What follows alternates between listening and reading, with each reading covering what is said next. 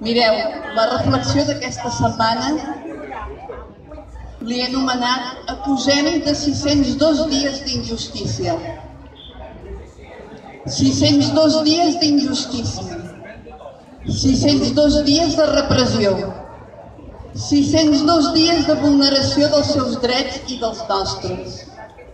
602 quilòmetres de la vergonya en 3 dies per tornar a les presons catalanes i no a les seves cases. No hi ha paraules de consol per les preses i els presos polítics.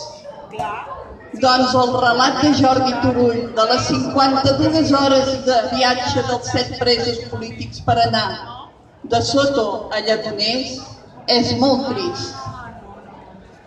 Denunciem i acusem que els han passejat i exhibit per les Espanyes com qui exhibeix un trofeu de caça.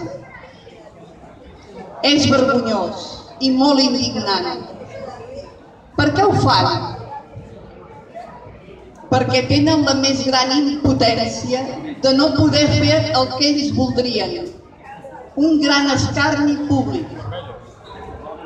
Doncs si no fos que estem dins d'aquesta Europa fosca, a tots ja els haurien tallat el coll i ficat els seus caps dins una gàbia de ferro per exhibir-los per tots els pobles i places,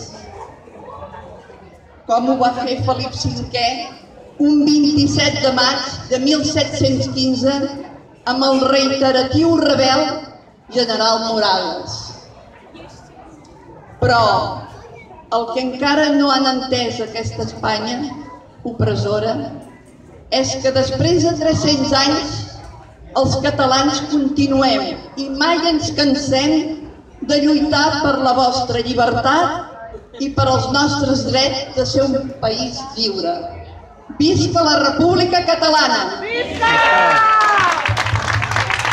Bé, moltíssim als companys que ara ens donaran una mica més d'ànims també, perquè les meves paraules són tristes avui.